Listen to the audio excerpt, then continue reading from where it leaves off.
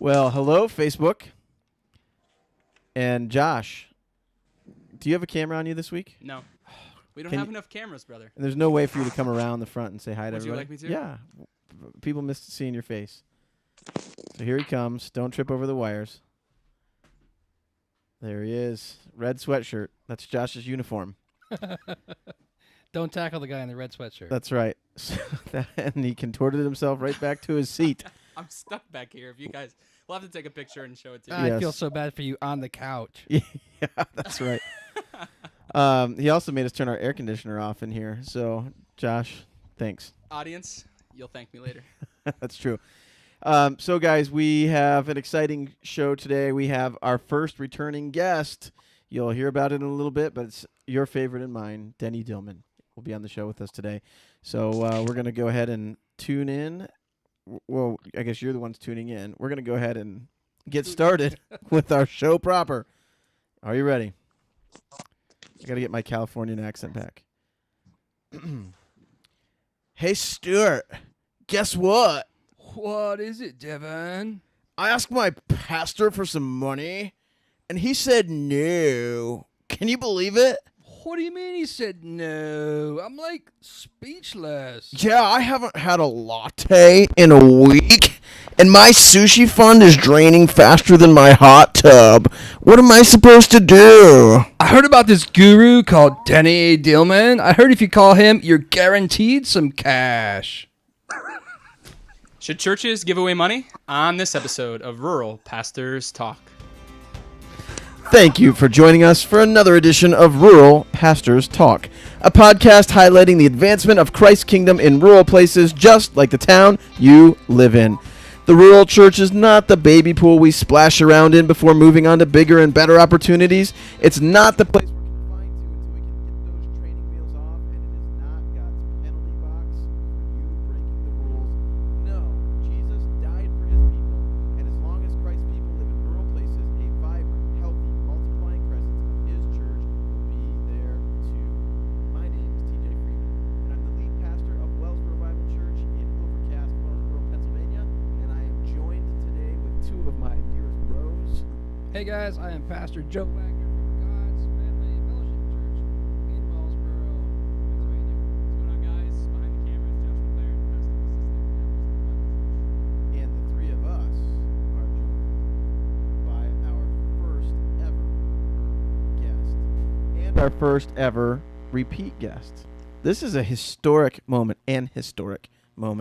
Well, the historic dude. That's right. With the legendary, the one and only homesteading guru and benevolence expert extraordinaire, Denny Dillman. Denny, welcome to the show. Hey, it's great to be here. I've been weeping all morning with the epic. Yeah, it's in my journal now. The first returning guest. So I'm pretty excited. Oh, man, we're excited to have you. And one lucky show listener will get a Denny Dillman autograph at the Oh. end. If you, That's a great idea. Very good. we'll have to come up with a question or something. I'm a little jealous. I was hoping that could be me. But so Denny is a dear brother in many ways. He lives near a more urban area than what we're in. But man, this brother he's a rural brother.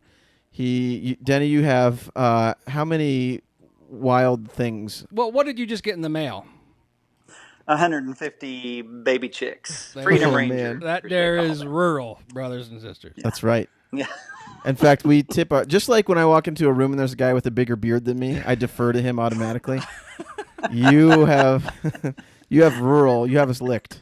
I have So- I do a lot of deferring. If I had to. Same, Joe. Same. That's right.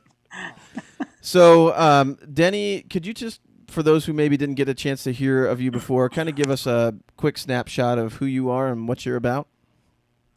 Denny Dillman, married to Jennifer, the better part of me.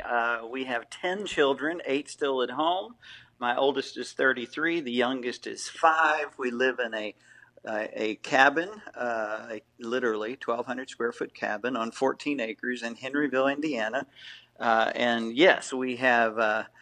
We slowly making our way toward being more and more self-sustained with chickens and turkeys and ducks and geese and rabbits and goats and pigs and the whole bit. So that's and then I serve as the benevolence director for Southeast Christian Church in Louisville, Kentucky, with 10 campuses and a weekly attendance of 30,000 people. And then I serve as the pastor of Henryville Community Church in Henryville, Indiana, a rural community about 25 miles north of Louisville, and serve a wee congregation here. And the balance of all of that in my life, people wonder, how do you do all that? It actually, one, helps me with the other parts of my life. So it's actually a good balance. Well, I was going to say the same thing I have said before. The Lord has blessed Denny with about 36 hours each day. So Yeah. it's a special dispensation of grace. It is. That's very true. So, Denny, we're happy to have you on. Really, what we're going to talk about today is the reality that the church is a place for hope in a hopeless world. It is full of people who have been called by love to love. So, folks whose souls have been saved, who have experienced much grace, who are then called to return much grace. That's what the church really is meant to be, a group of people who really love above all else, who serve their neighbor, who honor the government, who put others ahead of themselves, who care for widows and the poor and orphans, who generally are to be a source of comfort and a hope when people need it.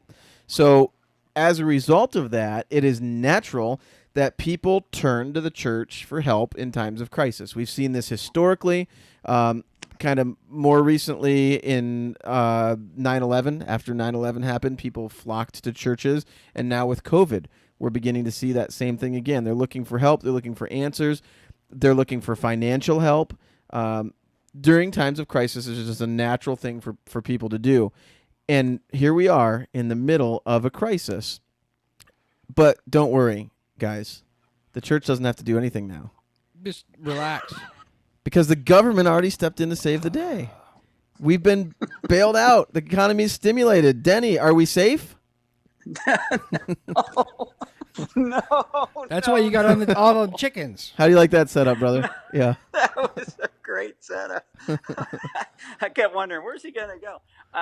No, I would say this in regards to COVID-19 and what I've been, my effort of teaching the folks here is that God is sovereign, and we know this, and so God is sovereign over COVID-19, and God in His sovereignty set aside a time where we were able to gather. And I don't know about you, we've been meeting here, we've regathered for the last 3 Sundays. And the hunger, we didn't realize the hunger that we had for the gathering. It grew in that time. So it's a beautiful thing. But and I would even say, with as tragic, as difficult, as real as COVID-19 is, we should not look away from the opportunity that has been handed to the church of the right proclamation of the gospel to people. We are at a time, just specifically COVID-19, people are thinking about, what if I get sick? What if I die? What an opportunity we have to engage into conversation with people and share the gospel. But along with that, there are, yes, community expectations. People expect the church is going to do certain things. Sometimes that's right and biblical, and sometimes it's not. And so we have to come to understandings as we are moving through this season, probably better than we ever had before, in how we engage and respond to need with one another within the church, and then with the community, with those who are outside of the church. What do we do? How do we do that? How do we engage? So if that makes sense, I just... I will say, I've probably made the comment about 36 hours. I've had a lot of sleepless nights coming into this. I spent a lot of time trying to understand and get some sense of what we can expect, what's going to happen. And the burden of that is realizing that it's a burden that we should consider, and we should recognize that we're called to be willing, ready, and able to engage into bringing relief, and I would even say sustainable relief for people, to help people in a time of crisis, not with the expectation. Let me put this on there. Not with the expectation we're going to help people and they're going to fall in love with Jesus, and they're going to know that they're awesome because we treated them like they were awesome, and they're going to become followers of Christ, and they're going to join the church, and the church will be packed from now until Jesus returns. And the reality is, no, that's probably not going to happen. In Henryville, Indiana, when we had the tornado several years ago, and immediately after the tornado, people turned to the churches, and churches were packed, and the members of those churches were excited. Wow, finally, look at what happened in our little rural community, and now every seat is filled beyond capacity. And that lasted about maybe 4 weeks, maybe. Yeah. Kind of reminds so me we of those can't Israelites in the Old engage Testament. into these things with the expectation of, if we do this suddenly. No, it's just, we're called to do this. We're called to engage and to be generous and to care for people. Yeah, that's great. You had sent us a kind of a bulleted list, and you just said in an email to us. I don't know if you even remember this. Yeah, Hey guys. I do. Okay. Praying all is well with you in this epic moment. I'm eyeballs deep in developing benevolent responses for the church in this once-in-a-lifetime, we hope, global event. And then you gave us some quick tips, and you sent that at such an appropriate time. I mean, we were talking about as a church, what is our response to this? Here we are in a rural community. We're actually pretty removed from any urban areas, so the cases of COVID in our area are probably fewer than what they are in a lot of other places. But we still wanted to figure out, how do we respond to this? There is definitely an economic impact, even if there is not as much of a viral impact here. There are people losing jobs. There are people in the community who are hurting. There are people who are scared. There are people who don't know if they're supposed to listen to the government and keep their business closed, or if they should just go ahead and open it. Just a whole ball of wax of things. And I really appreciated the first thing that you put in that, which was calm down. Calm down. What did you mean by that? Well, it's very easy when situations like this happen. We panic. We maybe overanalyze. Maybe we listen to too much of whatever is your preferred cable news network, whatever it is, whatever your deal is. Or your social. We all know if it's on Facebook, it's true. It's like all this information is coming at us and coming so rapidly, and people are wanting answers. But how it's easy for us to get so overwhelmed with it.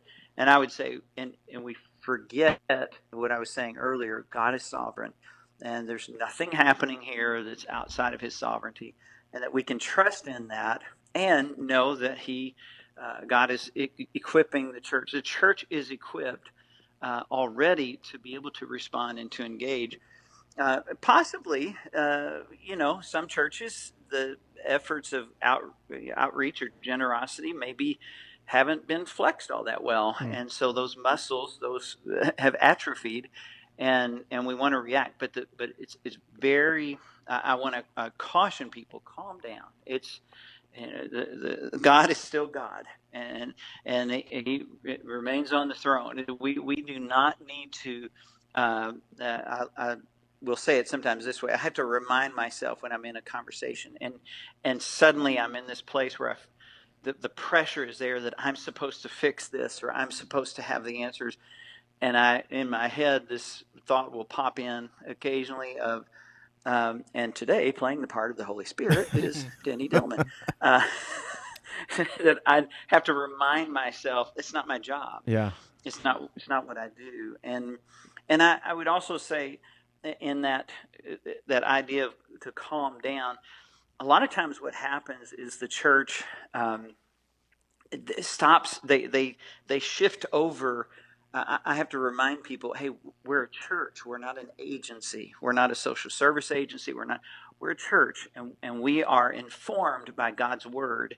And so, but when these things happen and people come to us with an expectation of need, like your two friends from California, and, and these demands, we have to recognize that our response needs to be primarily biblical, and we when we do that, not reactive. Some of the worst assistance that people offer to others is a reactive assistance. I'll give an example. There was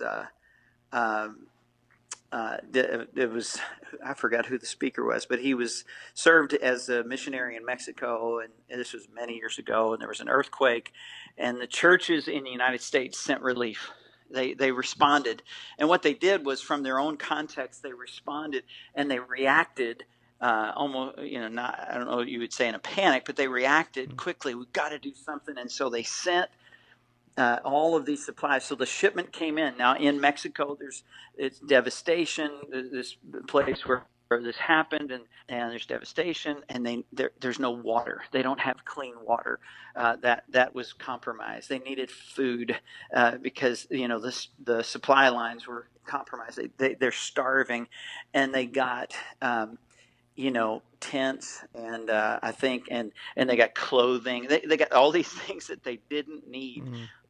Because people panicked and they reacted. And that happens a lot when churches respond to need, and they're very reactive, and partly because they haven't thought through it before, they haven't prayed through it before. They're reactive. That first wave of response is not necessarily the best response, because we're reacting and we're panicking, and the need is in front of us, and we feel the tension there. Well, we're supposed to do something. And so that's why, the idea to calm down. We need to calm down, and some of what as I was considering the conversation today, to help people to understand and to prepare right now, because if you, in that email that I sent, I'm pretty sure I've got more information, but I've been questioned. Why are we not getting more? Like, why are people aren't lining up at the doorway? Why are we not seeing more requests for help? And the reason is because people don't need it, which sounds a little crazy, but as you said earlier, the government fixed everything. They always do. They always do, and we can count on that. I don't know about you, but I'm just waiting for more. But using my spiritual gift of sarcasm. There you go. I appreciate it. I knew you would. But right now, on average, people are getting, with unemployment and the $600 a week bonus and whatever, all these different stimulus, on average, people are earning, big quote, air quotes around that, 138% of their normal salary, what they normally would make. And 25% of the people listed as unemployed are receiving 2 times their typical salary. So what's happened is people have been, my concern is, I say that about sleepless nights. I have a concern about what's coming. The imagery that I have is, there's an earthquake off of the coastline, and a wave will come in from that earthquake. First, people feel the earthquake, and they're like, oh, wow, that was bad. Then there's a wave that comes in. Oh, that looks like a flood. Okay, it's over. And then the tide goes way out, and there seems to be, there's a calm that happens, an artificial calm, and then a tidal wave comes in. And my expectation is that need is coming, and we need to be prepared for it. Because right now people have been lulled into this confidence, as you were saying, the government's going to take care of it. And I appreciate the things that have been in place, and we don't need to get into all of the debates and arguments of that, but the reality is that's going to stop. And if you've been to Costco or Sam's or any place like that, any shopping place, looking for a flat screen TV, you can't one, because people got stimulus checks and they went out and bought a TV. Or some people, I mean, that's frivolous, but some people got repair. I talked to a friend of mine who owns a auto repair shop, who lives here in Henryville. He said people have been, getting repairs maybe they were putting off. They're getting new tires on the car or whatever they're doing.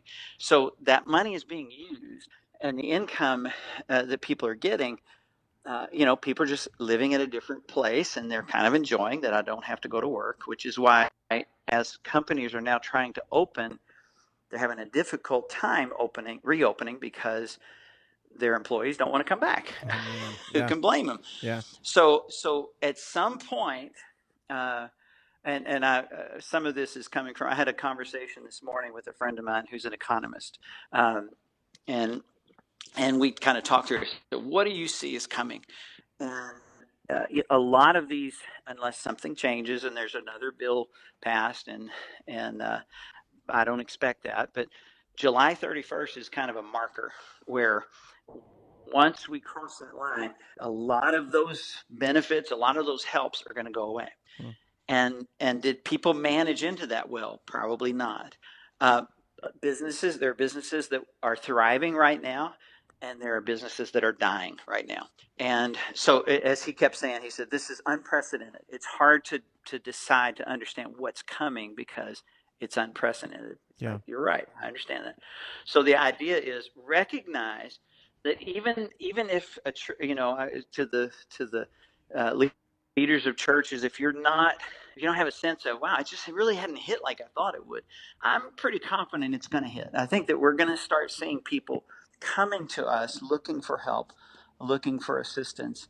And ultimately, the question is, are we ready for it? Are we prepared? All of that, what you just said, plus this, at least in our rural area, we always get hit with financial difficulty, those sorts of difficulties that folks might face in a more urban area. We always get that. It's always delayed for us in our rural area. So adding to everything that you just said, the tsunami is coming, but then even for us, it's building and it's swelling. So how do we, that you're calling us to be prepared? It's not done. It's not over. We can breathe a small sigh of relief, but let's gird up our loins and be prepared for this. How then can we be prepared in a couple of different areas? I mean, how are we going to be able to be prepared to share with the folks in our church, and then also community need as well, scripturally, how to be able to do those sorts of things?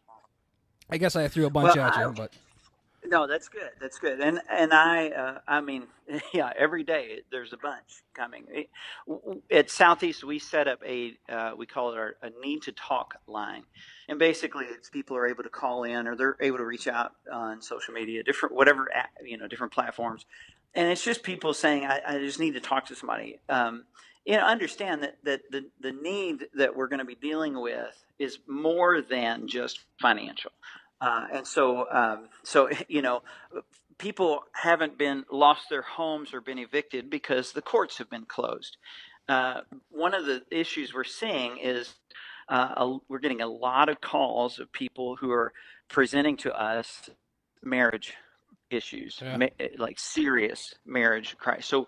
So my belief is once the courts open, they'll have to social distance the line outside for foreclosures, for evictions. Utility companies are already starting to shut people off, but also family court. You're going to see a lot of, and so that's why I say God is giving us amazing opportunity where we can engage with people from a gospel perspective and bring that to bear, which means we probably should have spend some time and have clarity in, what do we understand? How do we bring counsel to a marriage crisis? How do we bring counsel to somebody who's struggling financially? And then also, how do we, what do we have to offer? What is it that we can give? So being ever so inclined toward not being necessarily creative, but just having things I can remember. We all have been hearing PPE for the last couple of months. Personal protective equipment. So kind of following that same dynamic. So the first one I looked at was, what should a church do of course, to pray. I think the churches need to pray and to consider from God's word what are are the things that we should do? How can we help people? I'll go back to, do we have a right expression of biblical generosity in the church? Or are we just winging it? Historically, a lot of churches, they just kind of wing it. Somebody comes in, they have a story, they usually time it very well just at the end of service. Right. It's like, Heartstrings. and then you're put on the spot because, Pastor, can you talk to this person? And you're kind of in the spot because, well, of course you're supposed to reach in and pull money out of your own wallet to help, those kind of things. Having a clear understanding, so prayerfully considering God's word, consider what that is. What is biblical benevolence? What does that mean? What do we understand that to be as a church, and then that leadership in the church is in agreement with that? Before you go any further, Denny, I just want to jump right in. Biblical benevolence, biblical generosity. Josh, if you would put a link to that last episode that Denny was on, 'cause we spent some time going over that, and Denny explained that really. That's really when we well. were in podcasting puberty, so that'll be a good one to go back and listen to. Back in the day. Yes, that's right. So real quick, the next one. So since we're already interrupted, Josh has a timestamp for us. He's giving me the stink eye. You guys got 5 minutes. Okay. got you. I can do that. Okay. Okay. So the next one is prepare. That the churches prepare. And so what do we do within that? I encourage, as leaders, prepare as leaders within the church. Identify what are our assets. What is it that we're good at? What is it that we have to offer? Is it money? Is it teaching? What is it that what do we have to give? In my head, it's been, what's in the storehouse. I've been in this narrative of Joseph in Egypt and the storehouses of Egypt and preparing for the famine that was coming. So the first one, prepare as leaders, determine the assets of the church. For example, Henryville, we've got a huge property here, and I told the church, I said, every time I look out there, I hear, if you build it, they will come. No, I said, I look out there, and if you plant it, they will eat. That we could. How is it possible we live in a rural community, we don't have a community garden? Yeah. Right. So we're going to transform a huge field into that. So the assets of the church, how to prepare as the church, that we should be communicating to our people an understanding of biblical generosity and how that should flow from them. That they need to be the outlets of biblical benevolence. And then the prepare the community. Are we connecting with other people, other churches in the community, other organizations, to have a language of food distribution? I had that conversation 2 weeks ago, and we're going to do a blood drive here. Different things that let's engage into the community. And then the last, so PPE. The last one is execute the plan. And that means, we're looking at what are the community needs? What do people need help with? It maybe need to have a budget workshop in the class relative to this season, or in the church, online, Zoom, whatever. And I can let you know when we're going to be doing that. I'll be doing some budget workshops in the Zoom platform. So I can let you know when we're doing that. But relative to what's happening and the benefits that have come to people in this season. So same thing there. We execute and we take advantage of what our assets are as the church, what the assets are as the community, and we engage people with not just with stuff and relief, but the idea of dignity and sustainable help, and ultimately the right proclamation of the gospel. Love it. That's great. PPE, it's really helpful. I think that is creative That genius. is good. Yeah. I like it, man. That's good. Josh Josh will probably make a wonderful graphic for you on that. That's what I'm guessing. Oh, good. Yeah, Good. there you go.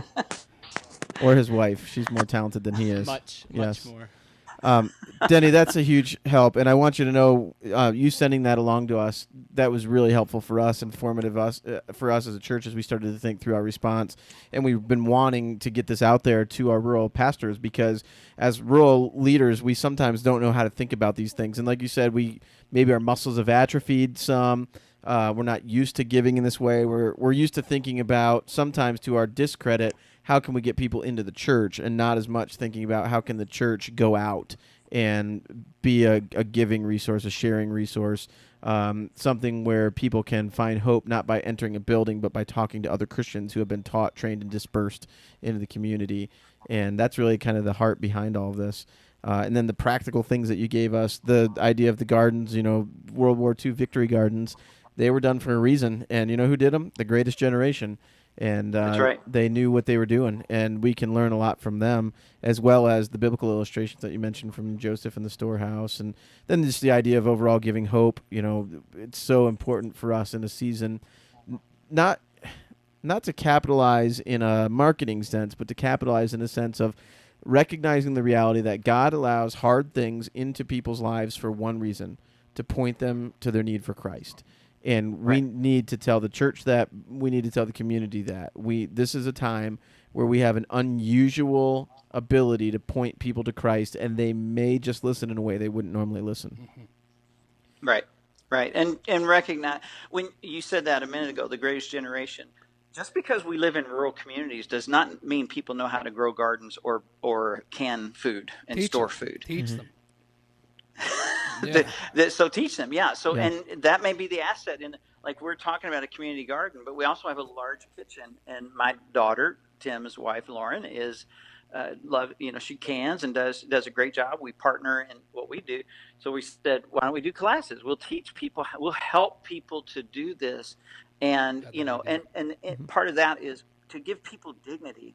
How can we help people in the midst of a difficult time? There are a lot of people who will be asking for help who've never had to do that before. Yeah. And let me tell you, that is a very difficult place for a lot of people. I'll say this, maybe closing out. I have 5 people that in my journey in ministry who have committed suicide. All 5 were men. All 5 had significant employment, and they lost that employment, and that brought such an impact to them. They could not bear living that out with their family, and they took their own lives. So we need to be mindful of that and engage people to help them through this, what I believe is coming. And there are only 211 days till Christmas. We better get ready. That's right. Well, brother, it's been so good to have you on. Where can people find out more information about you if they would like to? If you can send me an email to homesteadingpastor@gmail.com. The best email address, homesteadingpastor@gmail.com. Great. And where do they find like your poster with the autograph on it that they can order? I'm sure I have an old from my, I wasn't always saved, so I probably have a Van Halen poster or something. Where I'll sign it. Great. Send it out. Perfect. That'd be awesome. Perfect. Well, I probably just send. So pray for me. There you go. That's okay. We're all being transformed from one glory to another.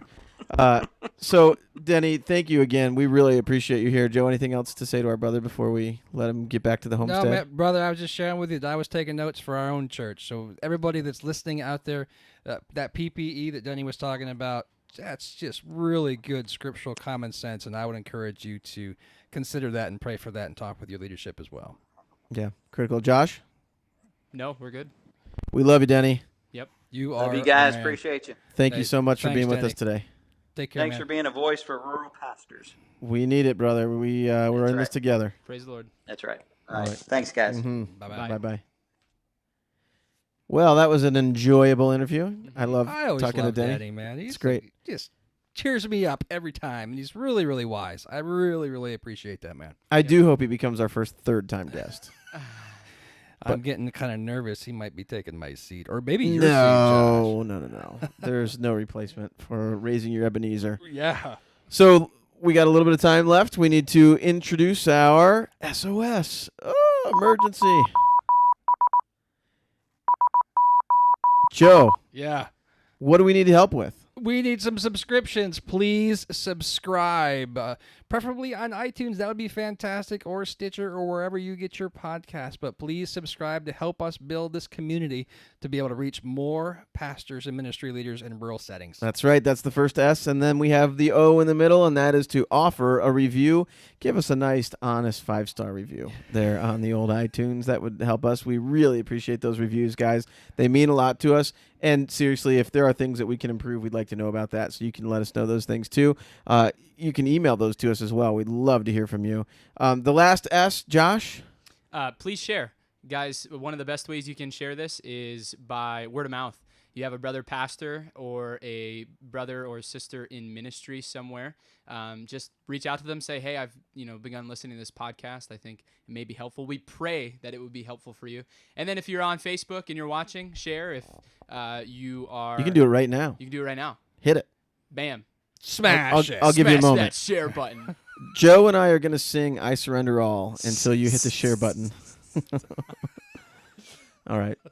Well, thank you guys. One more thing left to do today. We are going to move. As I am. I thought it was I Surrender Some. It's anything. Yeah. Okay. We're going to now leave you with our top twos. And today I'm nominating myself to go first. I will second that nomination. All right. First things first, hiking poles. Hiking poles are a wonderful invention, and they sure beat the daylights out of a walking stick. So hiking poles, you can get collapsible aluminum hiking poles on Amazon for under $20. Mm-hmm. And they work. I've had an under $20 pair now for a year and a half, and I've used them a lot. But here's the thing about hiking poles. I used to look at the guys with hiking poles and think, don't they know how to walk in the woods? Sissies. Haven't they? I carry my gun around in the woods. I don't fall down. I do fall down a lot. My wife's listening. She's going to catch that and know that I always fall down. But, I just thought, we don't need hiking poles. Then I tried them. They are wonderful. The other day we went on a hike as a staff for a blue sky day, and I would have probably broken my ankle had I not had the hiking poles. They saved me. They kept me up.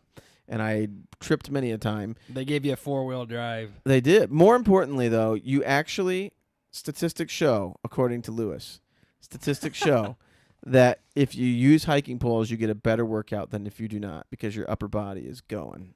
You engage the core. So get some Amazon hiking poles. You don't need them when you walk downtown, but when you walk out into the woods, even for a short walk, they're just really nice to have. Spiritual top two. John Piper's short volume, When the Darkness Will Not Lift. This is an excellent resource for those who might be struggling with depression, especially somebody who's surprised by depression. Maybe it's not something they struggled with a lot before, and then they've been struggling with it.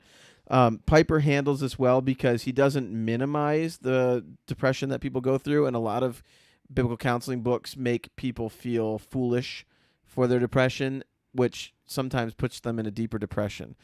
Piper handles it in a way that recognizes that it's there, but doesn't give you permission to stay in it, and helps you work through what you do if you don't have the kind of joy that Christian hedonism that he advocates for would call for. So it is it's a really good book. It's encouraged me. It's encouraged folks, and it's short enough that you can pick it up and read. It's just a chapter out of another one of his books, or a section out of another one of his books. Called When I Don't Desire God, but I highly recommend it for counseling situations. Well done, sir. I like those. All right. Hey, JoJo. Okay. What you got? Here's my non-spiritual top two. My non-spiritual top two is kind of an outdoorsy one, too. It is this little mini lightsaber. It is actually a 1,000 lumen flashlight. It's made by Nebo, and it's called the Nebo Torchy. 1,000 lumens. Wrong camera. Whoops. There you That's go. the right one. But it is so cool, Yeah. man. It lights up everything, and does. I carry this in my my regular carry around everyday bag, and then also in my hiking bag, and it also sits on my nightstand. Super small. If you're wearing a cap, you can set it on your cap. It's also rechargeable, and it's less than $30. And there's lots of little 1,000 lumen flashlights out there, but they can run 50 or 60. But this little Nebo Torchy has worked pretty well for me so far. So that's my non-spiritual top I think two. Nebo is neato. Nebo is neato. If you do get on probably the Amazons, or go down, and I think you might be able to find one in your local hardware store. So support local. There's also a little light that Nebo makes. It's called the Lumo, and it's a tiny little thing that you can hang on your keychain, and it's a little lantern, and that's really cool too. My spiritual top two is this. Many of us have heard of the Valley of Vision. the Puritan Prayer Book. There's other prayer books that are out there as well. I would ask you to consider, especially in a time of lament or crisis, to write your own prayer book. I've got one started. I don't have an intention to write it and let anybody else share it or to get it published or anything at all. But there have been times often times of darkness, and I should write more in times of great joy. But when you sit down and you're actually writing out a prayer, your intentionality, at least for me, my intentionality, my thoughts kind of fall into line, and I'm able to grasp and taking the time to put down on paper my great need, my great hope, my great trust in the Lord. So That's cool. writing down your own. That's how we got the prayers. Valley of Vision, isn't it? Yeah, Yeah. It was through the Puritans. Who Maybe did we'll that. have the prayer of Jobez.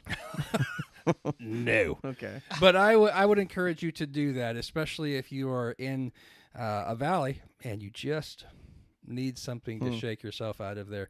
There's something that you can do with intentionality to gather closer to your Lord. So that'd be Amen. mine. I love it. That's a great idea. And with that, we are going to sign off. Did we hit the 30-minute mark, Josh? No. 10 over. Oh, 40. That's okay. They're flexible. It's a good start. Yes. It's another test. Proud Thank of you, guys. listeners, for sticking with us. We appreciate it. If you're still watching on Facebook and you haven't shared yet, shame. Just kidding. If you would do that, though, we'd love that. Thanks, guys, for tuning in. Thanks, brothers, for being here. Thank you. Thank you. See you guys. Sayonara. Raise your Ebenezer. Thank you for listening to another edition of Rural Pastors Talk. If you'd like to reach out to us, we'd like to reach on back, and that communication can happen by you sending a note to RuralPastorsTalk@gmail.com. That's RuralPastorsTalk@gmail.com. goodbye.